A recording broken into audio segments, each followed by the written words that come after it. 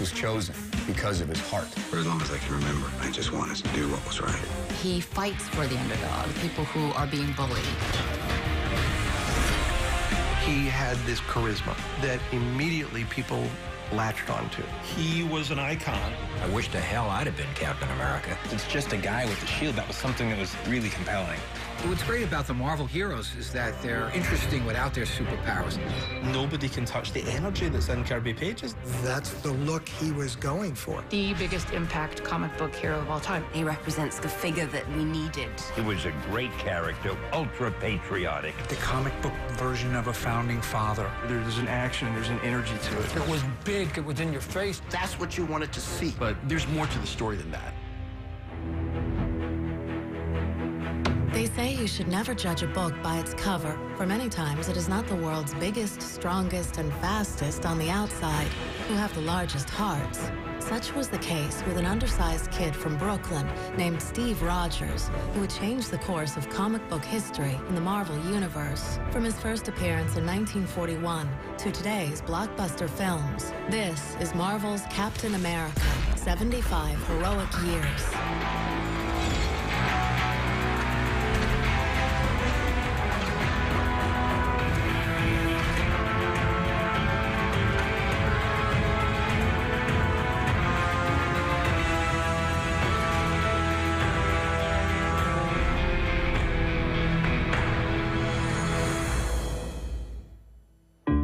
New York, 1940, America's great melting pot, where our country's finest thinkers, industrialists, and artists converged to forge the true American dream. Jack Kirby and Joe Simon very much spoke to the American dream. They were children of Jewish immigrants. They really sort of had to work their way up. My father grew up on the Lower East Side of Manhattan. They were very poor. They lived in just this little typical tenement all crowded into the one room. I grew up on some of the rougher neighborhoods. There were gangs, kids duking out in the streets. It was very rough. Two young, not terribly large guys. They certainly weren't the kind of image of their heroes. Most times, a fictional character is based purely on the experiences of that particular author. Jack wasn't a big guy. He was feisty. He was a fighter. In that time, you had to be. Joe lived in a neighborhood where there was ethnic strife. He got bullied a lot. Kirby had a dislike for bullies in any form. Regardless of whether the fact he was going to get beat up or not, he would always step in to help. You just don't know when to give up, do you? I can do this all day.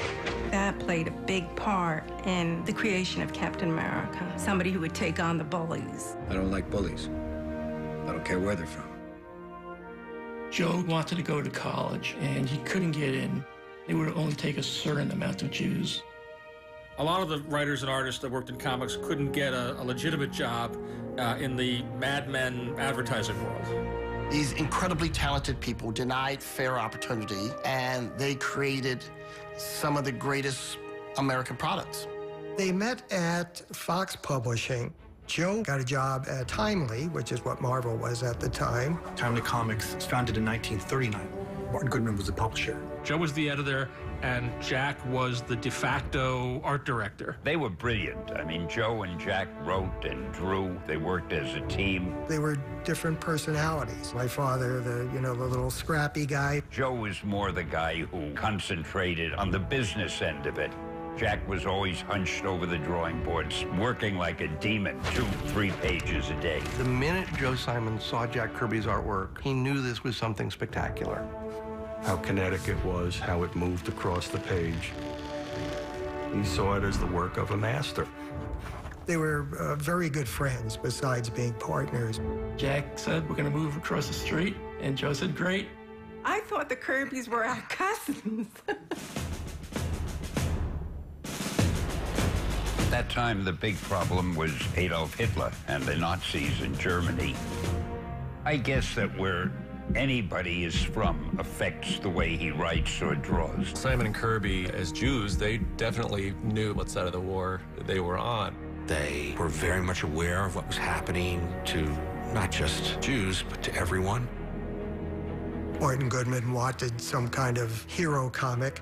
Joe had this idea for a character called the Super American. They were giving the public something to sort of feed their interest in this situation. The Times called for a patriotic hero. This was their way of taking on the Nazi Empire. Creating this character who would take on Hitler. They worked on what's the antithesis. The whole idea of America and what it stood for: thwart evil, fight bullies, defend the downtrodden. The underdog winning out over the aggressor. Quintessential ideology of the American dream. There were so many characters with the word super in their title. It said, Captain America. Captain America was born. Captain America was born out of kind of the experiences of the world. Everyone was going through a war. Martin Goodman, who was afraid that somebody would shoot Hitler before the comic came out. They had to turn this thing out quick. Joe and Jack apparently put in a real string of all-nighters. On the cover of Captain America #1, there is a guy who is wearing the American flag. Bursting into some Nazi bunker and smashing Hitler with the right cross. That came out, and it was a huge sensation. That first issue sold 1 million copies. It was so popular. That cover, while incredibly popular, was also very, very controversial. We weren't in World War II at that point. A political statement on the cover of a comic book. You don't really stop and think about how provocative an image that was. This was a guy who was the head of state of an entire nation, and a nation that was going to war with all the people around him. Jack and Joe received a lot of hate mail because there were people that felt that Captain America wasn't standing for their ideals. The American Nazi Party was very strong in New York City. They got a lot of death threats. There were people actually protesting outside the offices of Timely at that time. Sinister-looking characters hanging around. LaGuardia actually placed some protection on the Timely Comics offices. In a country divided, Cap's place in culture was in question, but something was about to happen that would unite the country completely. State which will live in infamy. Ask any comic book writer, and they'll tell you that creating a superhero is no small task. Creating a superhero that would change the world is a nearly impossible one. After the bombing of Pearl Harbor, America entered World War II. Captain America was seen as the great symbol of our willingness to stand up in the face of tyranny. Suddenly you had the perfect enemies. It gave Captain America a whole reason for existence. It was born out of united belief and a united experience. Captain America during the early war years was selling in excess of 1 million copies an issue. It struck a nerve at that particular moment. Joe and Jack worked on Cap for about a year, but then they did sign up. Joe was assigned to the Public Information Office. A lot of the comic book people got to serve in non-combat situations. Slightly safer service than being on the front lines. But Kirby didn't just serve, he served as an actual grunt. He went to whomever the head of his unit was and said, I'm Jack Kirby and I draw Captain America. The guy was like, go out there to no man's land. Every place you see a Nazi tank, draw an X. Obviously, he was not too thrilled with that. Jack was in the wave that came in the day after the first wave at D-Day. He saw combat. He saw things that would haunt him the rest of his life. What he saw in Captain America is what he saw in his fellow troops. Guys just willing to die to help each other. Not anyone could have just become Captain America. It was what was inside of Steve Rogers. The fact that Steve Rogers had this morality, these ethics, this huge heart and empathy was something that just got enhanced even more so by the formula. Steve Rogers grew up in the Depression, orphaned, sickly, but he felt this underlying need to join in this fight. They come up with this serum and they give it to sickly Steve Rogers. Lo and behold, it turned him into Captain America. He was created as the first super soldier. But at the very same moment, the creator of this formula is killed. He's now going to be the only one. Cap comics were immensely popular with soldiers abroad. Comics became a language. It didn't matter whether or not you read well. It was something that you could share with a buddy. Everybody wanted to be that super soldier. I certainly know that there were times when I wished to hell I'd have been Captain America. There's a huge list of characters within Captain America that would separate it from the norm. Joe says that he had a drawing of Captain America, and it had a line on it that said, I think he should have a partner. He said, Captain America has to have somebody to talk to, or he'll be talking to himself all the time. Publishers felt that these adult superheroes needed a kid's sidekick so that kids could relate to them. Bucky Barnes, ironically enough, was this kid in the middle of World War II. following Cap around and kicking Nazi butt. Bucky Barnes was the mascot of their army camp. Bucky stumbled into Steve Rogers, changing it in the tent. And in the world of the charming comic book, he goes, all right, well, I either have to kill you or you become my sidekick. Who Cap very carelessly led into World War II. He like took a 10-year-old into battle. You've got super serum and a bulletproof shield. Let this kid just come along. I mean, it's like, okay. You can't talk about Captain America without talking about the Red Skull. He is the super soldier experiment gone wrong. Just evil incarnate. Here was Cap, who looked more like the idyllic version of the Aryan race as a blonde-haired, blue-eyed, perfect specimen. And then here was the Red Skull, this red-faced creature who would scare children at night as opposed to inspire them. You see Captain America fighting the Red Skull, you know whose side you better be on. Are you ready for our dance? Peggy's someone that's a strong character and someone that was an equal in many ways to Captain America. Agent Carter's fighting for the rights of people in the same kind of way that Steve did. Her set of ideals is Captain America, and everyone else has to meet that set of ideals. It just also goes to the chemistry between her and Cap. They had such an effect on each other. She opens her heart up romantically. She had something more to offer. Go get him. Throughout the world, throngs of people hailed the end of the war in Europe. A grateful nation gives thanks for victory.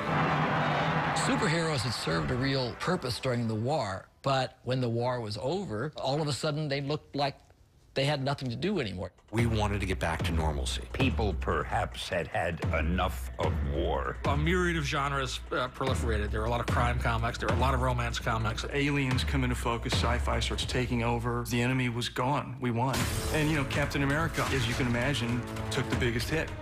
I mean, he's only there to fight a certain enemy, and they're gone. The creators involved don't quite know what to do with Captain America. Cap at that time was referred to as Captain America Commie Smasher.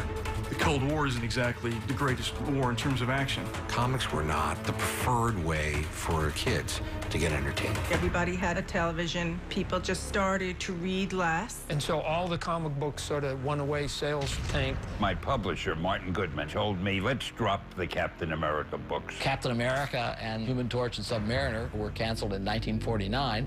We had every reason to believe that there would never again be any real superheroes in comics or anywhere else. It wasn't until the 1960s, with the birth of Marvel comic books and the rebirth of the modern superhero, that comics really turned around. Timely's comic book division relaunched in full during 1961 under the name it would be known as from that day forward, Marvel Comics, coined by Goodman himself. Marvel started their own new group of titles, beginning with the Fantastic Four. Once the Fantastic Four became a hit, Martin Goodman obviously wanted to retool everything in the shop over the period of the next couple of years into superheroes. So many of the characters that we know today, whether it's Iron Man or Thor or Captain America, suddenly found themselves in a brand new world. The rebirth of Captain America, the resurrection of Captain America, so to speak, a brilliant idea by Stan Lee, where the Avengers uncover him in a block of ice. I had always liked Captain America, and I felt the war is now way past us. He was a great character. Why don't we bring him back? So we came up with this idea that during the war, he had been in a plane that was shot down, and the plane crashed into an iceberg, and his body was sort of frozen. And years later, people found it and dug him out, and he came back to life. And suddenly, there's this whole different element to the character. He's a man out of time. Amazing tragedy in his life. Not only has he lost these decades of his life and his friends, he lost his best friend. His best friend, Bucky. He still thinks of things the way he did just before and during World War II. And he's the ultimate patriot in our country. He wasn't just a guy fighting the bad guys. There he was, bursting out on that cover. The minute he was back, you knew he was a star. Jack and Stan had an unparalleled, just an unimaginable amount of success. Marvel becomes so popular so quickly that Stan got to a point where he was writing every book. So to sit there and type scripts would have just taken an incredible amount of time. So in the case of Jack was as much a writer as he was an artist. So what Stan was doing, which then eventually became known as the Marvel method, Jack would come into the office and Stan would act out the story and say, this is what happens in this issue, right? Here's point A, B, C, there's your story. Jack would go home and break it down into 20-some-odd pages. And so in essence, he would beat out the story, add little elements here and there. One of those fantastic fight sequences where, you know, he would have 6 panels of Captain America fighting Batroc the Leaper. And it was just like, this is a master class in how to stage an action sequence. Then those pages would come back to Stan. And Stan would look at these pages and then start to have ideas of his own, and then he'd start to write his own dialogue. And sometimes maybe that's what Jack had in mind, and sometimes it might not have been. Jack was doing 4 books a month. You know, most guys who draw books today, if you get 6 books a year out of them, it's a big year. His characters came off the page. Unbridled talent led to this pace of work that just said, I'm just going to draw what I'm thinking of. It led into stuff that no one else was drawing because he's the only guy who saw it. Those stories inspired me so much because the way Stan and Jack would start a story, there was a shot of Captain America spread eagle like this, falling out of a plane. The shot was from above, right? So he's just falling. No time to explain what's going on. Let's go! That is perfect storytelling. Was he wearing a parachute? No. Who cares why he's falling out of a plane? Where's that plane from? Where's he landing? You don't need to know all that. It's happening. Just roll with it. And it is here that the struggle for Vietnam may ultimately be decided. The late 60s were a time of great change for our country, and that meant great change for Captain America. At that particular time, it was the time of the Civil Rights Movement, street protests, and so forth. What's great about Stan Lee's writing, he believed in America. He did not close his eyes to what was wrong in the country, but he made Captain America represent the spirit of the possible. He made me believe in the hope of America. We needed another black character in our books. And I thought Captain America was one guy who was a real loner. And I thought it might be interesting if he had somebody as a partner, a sidekick, or at least a good friend. Stan had always hated sidekicks. He just didn't like them. That's why he was happy to see Bucky go. I came up with the idea of the Falcon, somebody who had the ability to fly. You know, if you think about it, Captain America is really the only Marvel superhero who doesn't have a superpower. He can't fly, he's not bulletproof, he's not invisible. He's just a guy who is better than anyone else at what he does. So I thought it would be interesting to give him a partner who had a superpower, who could fly. And I'd make him a black man and call him the Falcon. The first time I read a Captain America comic was when I raided my brother's comic stash. He had an old Captain America and Falcon comic. I just remember being struck by that image and saying, holy cow, this is amazing. Seeing black faces in a book was pretty rare. Falcon became this amazing character who connected Cap to the real world in the 60s and 70s. Here is the modern voice of what youth culture at that time was really going through. In Harlem, the funeral of a teenager who had been shot by a policeman set off demonstrations against alleged police brutality. The fact is, the Mad Bomb story is an incredible story that a bunch of rich elites want to overthrow the Constitution, and they want to achieve that by driving Americans mad so they kill each other. We're living that now. That is America today. We're living in the Mad Bomb. It is one of the most prescient comic book stories ever written. I mean, that's the spirit of Marvel, right? You do something shocking and provocative that people really care about. And then there's Watergate. Then there was this gigantic scandal with President Nixon. With Watergate and Vietnam and everything else happening, there was this seed of disillusionment with Steve Rogers and his persona of Captain America. Watergate just took over America. The whole idea that the president might have done something illegal was a mind-blowing concept in the 70s. Captain America has got to respond to it. I'm the only guy in the world writing Captain America. And if I don't do this, then it doesn't happen, and it just makes sense to me that it should. This group, the Secret Empire, had infiltrated the very highest levels of American government. He uncovers the whole conspiracy, and the fact that it reaches so high completely disillusions him that he actually gives up being Captain America. And so Steve Rogers comes back in this new costumed identity as Nomad, the man without a country. But the problem was the name of the book was Captain America, and Nomad wasn't going to sell that book. And he becomes Captain America once again. That led to Captain America breaking into the Oval Office and revealing that the person behind the conspiracy was Richard Nixon. You don't see Nixon's face, but there's no question. Everybody knew that it was Nixon, but there was no way that I was gonna, like, actually put Nixon in a Senate hearing, you know. I mean, first of all, not very good comics. They took the Watergate idea and played it out to its logical conclusion. That basically gave us the Cap versus government scenario, which has been standard ever since. It's a huge story in the Captain America canon, and there have been sort of variations and things that have been played on it over the years in different circumstances. Winter Soldier, Civil War, you know, that's the character that we still know today. S.H.I.E.L.D. is not what we thought it was. It's been taken over by Hydra. I really love the fact that Marvel, over the decades, has really figured out how to make the legacy work and still make sense in 21st century terms. When we were doing comics in the 70s and the 80s and the 90s, nobody ever really thought there was a world beyond comics. It was a different time. It was very, very tough to produce what we do in the comics properly on screen. Well, I think it's important to note that I'm probably older than dirt. I remember seeing the movie Serial. Captain America was the very, very first Marvel character to ever make it onto the big screen. Martin Goodman, Marvel's publisher, gave the rights to Republic Pictures for free.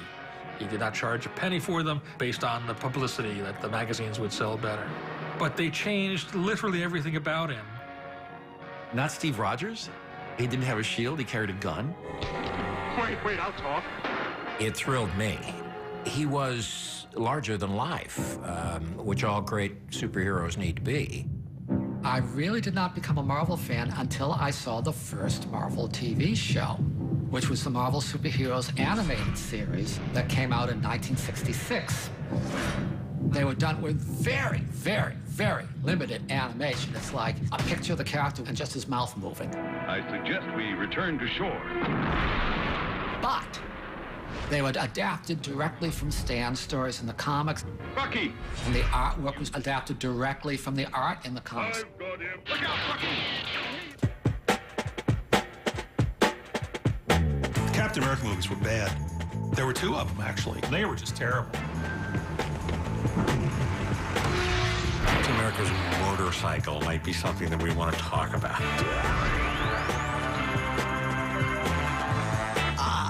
It seemed awesome in a way that things were awesome back in 1978. I look back at that old Captain America with a ton of fondness because even though it's incredibly imperfect, as a kid, all you want to see is your characters come to life. It almost feels like he was just always there. I know I had some friends who read comic books. I wasn't really too into the comic book, but I think the first exposure might have been in the form of a video game. You know, I didn't see the 1990 version of Captain America. I'm good. That looks like you're not getting those hours back. I loved it. As a kid, you don't care. You're just happy to see someone in costume dancing about. You just think, this is a Captain America movie. This is incredible. All I could remember was smiling the entire time. Mr. President, thanks. Captain America title and the character himself, like any popular iconic character, has gone through his ups and downs, you know, sales peaks and sales valleys. But I think the nice thing about a universe of characters like Marvel is that you have different characters for different eras. And there's just periods where you just have to accept it's like music or fashion or anything. There's just periods where the character isn't going to be popular. In a world where the Punisher and characters like that are the ones that are getting all the attention, that's a world where Captain America has a little difficulty fitting in. Wolverine, yeah, the spikes would come out and he wasn't afraid to use them. I think people want cool. It just becomes harder and harder to be that kind of hero. He's a funny one because in some ways he can be just incredibly earnest and uptight. As a result, I think Captain America faded back a bit. I don't think Cap ever faded back entirely because there were too many comic book writers and artists who adored the character. Well, the guys at Marvel knew I was a big Cap fan. It became sort of a dream book that I wanted to do at some point. This is around 2000. And Marvel came and approached me about doing a reboot of Captain America. We started talking about what we could do with it, something that was different. I wasn't a fan of the costume villain of the week idea. I wanted to deal with more of real-world scenarios. So I agreed to do it, and going through ideas, we spent several months, and we were getting close to putting some kind of script together and getting work done on it.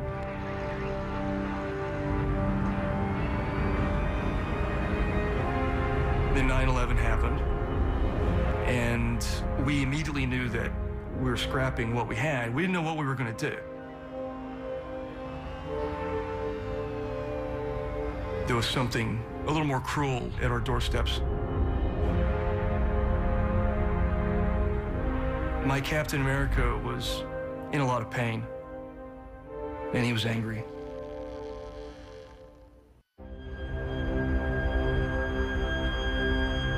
"9/11 affected everybody tremendously. Marvel Publishing is based here in New York City. I was here during 9/11 and got to witness, like so many of us, the horror that occurred here. In the pain, in the trauma of the moment, everybody was shaken. It was a transformative period for the country, and that was filtered through the eyes of Captain America. A character wearing the flag was going to have a reaction, going to have a response. It was going to have a response to this. It felt callous if we did not, in some way, address what had happened when the towers fell. And we dealt with it head on. Our story picks up with Steve Rogers at the site, helping look for survivors and dig through the rubble. As we're working on it, I had a lot of people in my mind, not just the victims and their families, but the firemen, the policemen of the city and all over the country. It was more of a metaphoric tale of our heroes not being able to do anything in the face of this, not even being the true heroes of a tragedy like this. And it's a story in which our heroes stand back and spiritually support the rescue workers that were there saving people and being inspired by the humanity that was being expressed here. September 11th could be a preview of what could come. There are thousands of these terrorists in more than 60 countries. In Afghanistan, we see Al-Qaeda's vision for the world. The world had changed. America had changed. When we had always seen Steve Rogers being so clear in terms of what was right, he was now someone who was questioning authority. He was questioning the government. He was questioning things. That led to, I think, a little bit of a renaissance and interest in the character because people were looking to it. And I think it's kind of permanently changed the character and the way it's viewed even today. He somehow becomes more relevant because, we're tense. We got issues. We got political issues that he can have a say in. It is now my honor to sign into law the USA Patriot Act. The Justice Department has gone too far. Tempers were at a high. One of the most pervasive debates of the time was exactly how much of your liberty are you willing to give up for more safety? Civil War is an event we did that had something to say about the real world. We are having a retreat that wasn't a particularly good retreat. We're kind of going on day 3. No one was really getting along. Everyone's being kind of grumpy. And we started talking about heroes versus heroes. It begins with a tragedy where someone's trying to stop a villainous action. A huge explosion occurs and civilians are killed. And so began the Superhero Registration Act. Tony Stark took a very strong position, which was that heroes should register themselves. Cap went back to the things that he had remembered from the 1940s. Captain America represents the ultimate in liberty.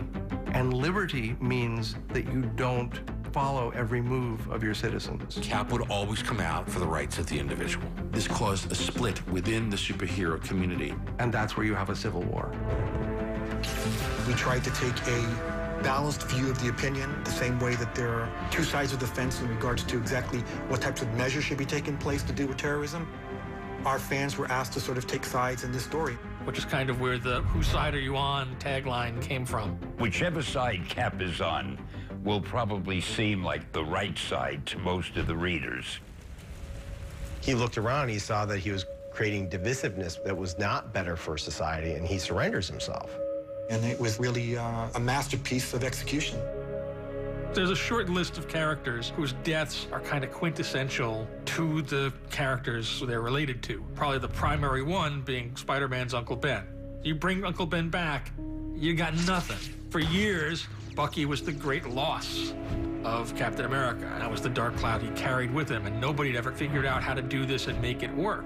It's amazing to me that they kept Bucky dead as long as they did. And I'm still a little bit surprised they brought him back, but it makes for a great story. Ed Brubaker, a hell of a good writer, said, what I want to do is I want to bring back Bucky. Okay, Ed, if you want to do this, you want to convince me of this, how did he survive? Where's he been? Ed's answers to all of this became the spine of the story he told. Now you see Bucky, years later, experimentations have been done to him. He's a killer. Bucky has no idea who he's fighting. He doesn't know who he is. I thought that was a fantastic reimagining of who Bucky was, and I thought, well done.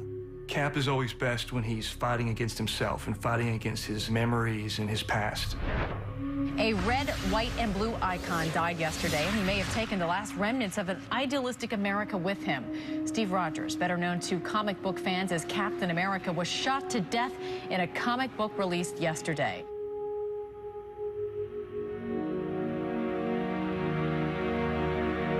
It was shocking when it happened, and it was very successful, largely because, they did just such an excellent job positioning Captain America, the series and the character, in the manner of a modern-day political thriller. Right at the point that you were able to kind of get Bucky sort of back to himself is exactly the point at which Captain America gets killed. Other people tried to be Captain America, and that didn't work out. Bucky, at one point, took over the mantle of Captain America. And that became a whole series of stories that, again, kind of pushed the character in a different direction, gave you a different view on what it meant to be Captain America, right up until the end when we brought Steve Rogers back. But as America continued to change, so did Steve Rogers, realizing that the time had come to hand over the shield to the next best man. Falcon seemed like a natural character to take over, and he comes with his own belief system, his own ethics, and I think it just adds a whole other dimension to the mythos of Captain America. It's always been a part of the fabric.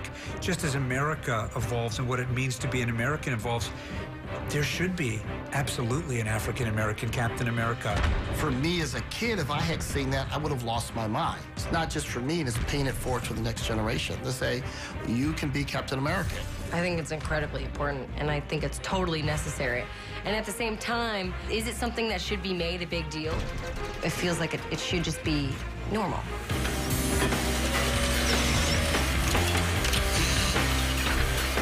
In 2008, Iron Man had hit rather well. And that gave Marvel the incentive to finally say, all right, we're going to make a handful of movies leading up to the Avengers. Finding the perfect Steve Rogers was so important to our film slate moving forward because we had the Avengers in mind. We were preparing for that.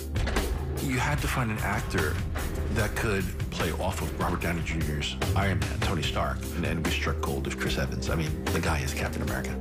I was a little apprehensive, and it's just because of the love that he has. So many people have followed him for so long, and there's just a fear as an actor that you won't do it justice, that people will be disappointed.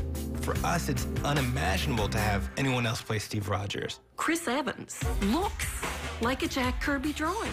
Obviously, he's very handsome. But he's handsome in that wholesome way where you trust him. I thought the casting from top to bottom was terrific. Hugo Weaving as the Red Skull. Hey, Hydra. Look what we have. We have a massive hit, the biggest hit of summer. I think the place that Captain America really shines is the Avengers movies. He has his place, I think, firmly within the Avengers. It's very different, but that also makes for great comic moments. Oh, smash. You know, there's a natural, wonderful chemistry, I think, between him and Iron Man in particular. We need a plan of attack. I have a plan. Attack. When they started filming the Avengers, Captain America hadn't come out yet. I was trying to play it cool.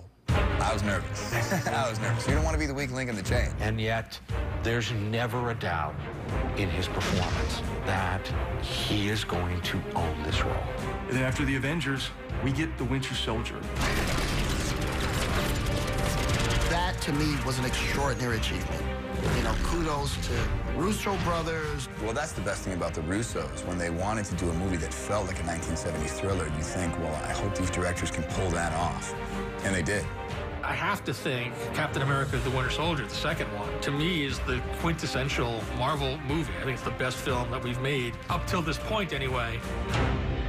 Joe at this point is in his mid-90s. We decided to throw a party at his apartment and watch a DVD that had been sent to us by the first Avengers film team. He just all of a sudden started shaking his head and he goes, man, I wish Kirby was here to see this. He was so proud. One of the most extraordinary experiences of my life will probably be the moment when Steve Rogers grabs the trash can lid and swings it around to protect himself against the bully. I'm sitting there in the dark, and in front of me I hear, that was good. He loved it. He loved the fact that they took the origin almost exactly from what he and Jack had done. And there's no experience that can equal that. I hope that Jack would have been pleased with the portrayal of his character. Well, honestly, I think he would have loved the movies. It's really a shame he didn't get to see them. So, I'm sorry. This happens every once in a while.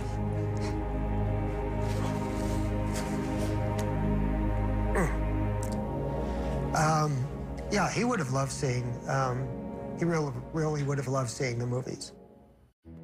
I'm very excited to see how they adapt into the present and into the future. Cap stands for something so clearly, people can't help but root for the guy. Let us show you what this character can really be. You've operated with unlimited power and no supervision.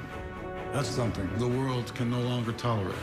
Do we have the right to register people and follow their every move? That's one of those things that actually would really split them right down the middle. It's interesting when you put Captain America in a situation that he doesn't have an answer for.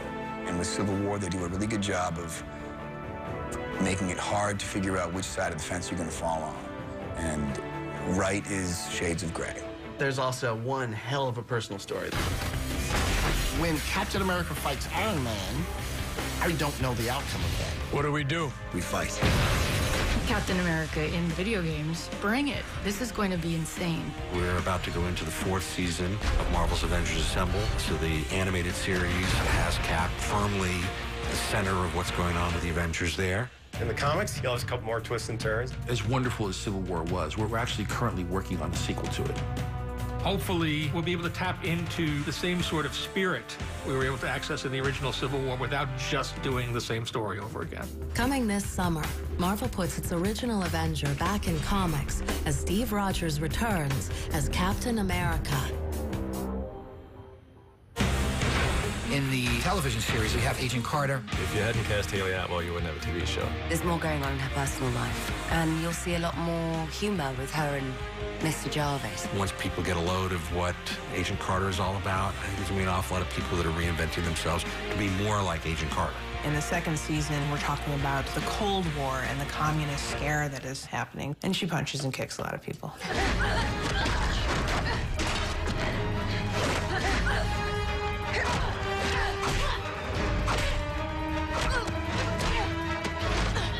New hairstyle?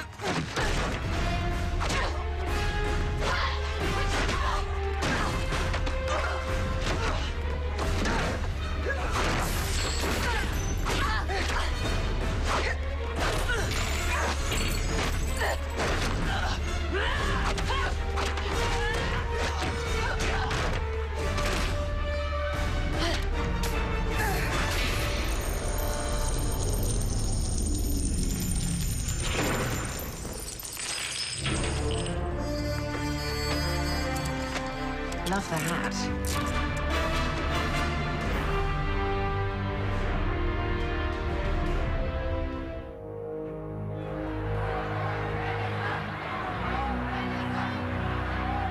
There was always a Captain America somewhere.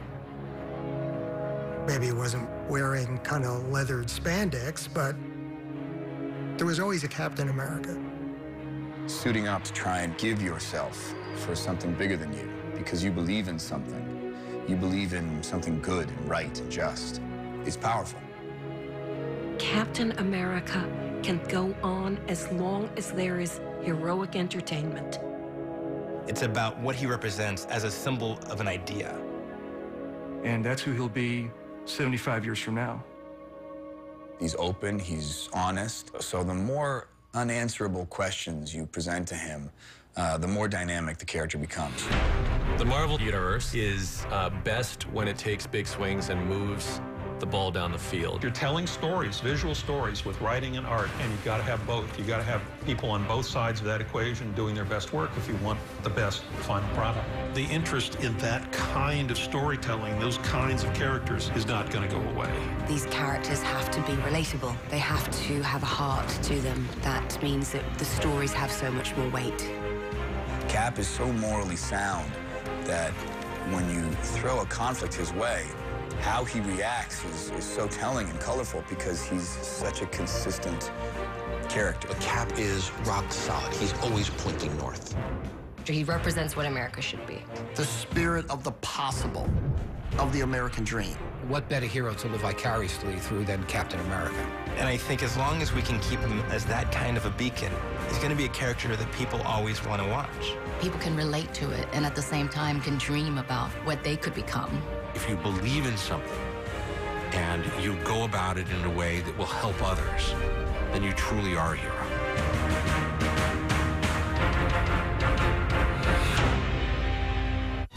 Zach Galifianakis, Aubrey Plaza, plus Weezer performs New Kimmel, Late Night Tonight.